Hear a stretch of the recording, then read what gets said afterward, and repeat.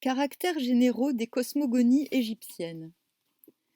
Chacun sait que l'Égypte des pharaons, comme nation, comme État, comme centre d'une civilisation avancée et originale, n'est point née d'un seul coup. Au cours d'une longue préhistoire que l'on devine, le monde égyptien s'est en effet lentement constitué à partir de groupes humains sans lien politique et de mœurs fort diverses. Chasseurs du désert, piroguiers du Nil, agriculteurs primitifs, bergers des marais. Lorsque ces peuplades, dont chacune avait ses propres rites et ses propres mythes, eurent été définitivement unifiées en un seul État, à l'aube du troisième millénaire avant JC, la religion traditionnelle du royaume représenta la juxtaposition des principaux systèmes propres aux groupements primitifs. Puis, avec le temps, l'interaction de chacun de ces systèmes aboutit assez vite à des synthèses théologiques, savantes et complexes. Car il n'y avait rien d'exclusif dans la pensée égyptienne. On concevait fort bien qu'une même réalité pût être saisie et définie par des mythes fort différents, par des images variées. Aucune croyance ne rendait nécessairement les autres inacceptables. C'est pourquoi il n'y eut pas, dans la littérature religieuse de l'Égypte, un seul récit officiel de la première foi du monde. On dénombrait quantité de traditions apparentées ou divergentes qui reflétaient dans leur variété une multitude de systèmes théologiques locaux, primitivement autonomes, dans lesquels s'insérait un récit particulier de la création. Dans chaque ville, le grand dieu local, ancien dieu tribal de la peuplade préhistorique implantée en cet endroit, faisait figure de créateur universel. Cependant, durant la longue aventure historique des deux terres, de Haute et de Basse-Égypte, unifiées sous le pouvoir d'un pharaon, ces jeunesses locales s'enrichirent réciproquement, sans renoncer pour autant à leur fond initial. C'est dire combien est déconcertante à première vue la littérature cosmogonique des Égyptiens.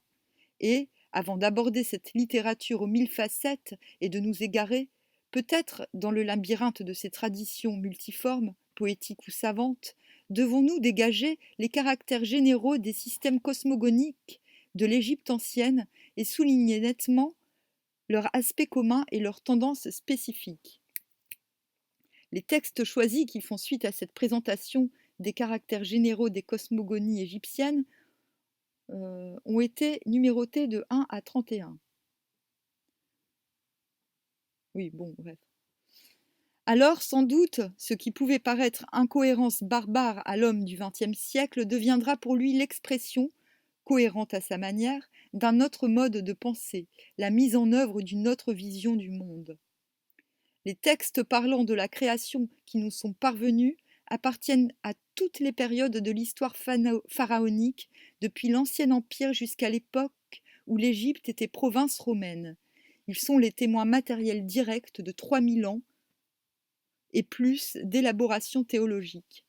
Et l'on a quelques raisons de supposer, en outre, que les plus anciens d'entre eux, gravés dans les pyramides des 5e et 6e dynasties, moins 2600, moins 2300 avant JC, avaient été composés oralement, au moins pour partie, par les Égyptiens préhistoriques pendant le 4e millénaire avant notre ère, à partir de croyances nées dans la nuit des temps. Nos genèses procèdent aussi des traditions de sanctuaires différents, Héliopolis, Memphis, Hermopolis, Thèbes, Esna et autres villes. À l'époque historique, quand apparaissent les premiers écrits religieux, les mythes qui avaient pu exister à l'état pur en des temps immémoriaux sont déjà combinés.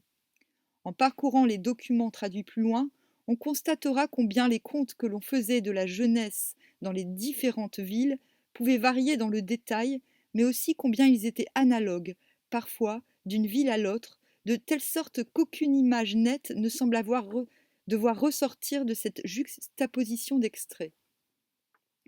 Au-delà des synthèses systématiques, relativement tardives, et des actions réciproques et assez précoces de religion locale à religion locale, il nous faudra donc définir, un peu dans l'abstrait, ce qui semble avoir constitué le caractère propre de chaque théologie avant que les circonstances historiques n'en viennent tenir l'initiale rigueur.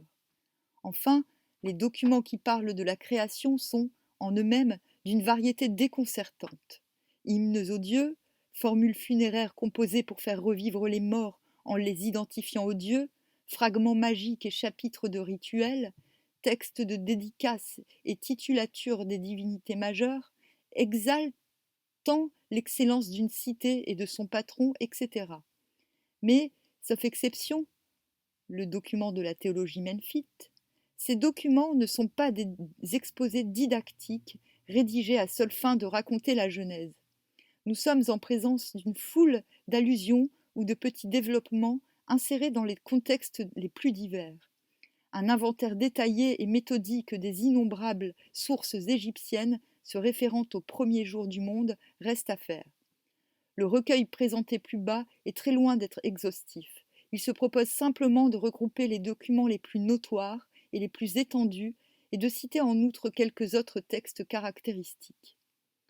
Les trois cités dont les systèmes cosmogoniques furent les plus influents dès le troisième millénaire sont Héliopolis, la ville du soleil, Memphis, la capitale des bâtisseurs de pyramides, et Hermopolis, de Moyenne-Égypte, la ville du dieu Thoth, patron des lettrés.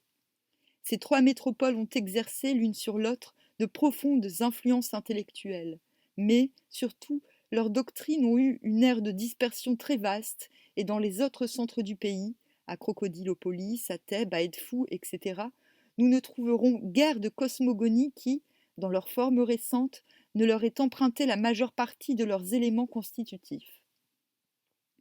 Les textes relatifs à la première fois seront donc adressés ici de manière géographique, en fonction de chacune des trois métropoles, Héliopolis, Hermopolis, Memphis.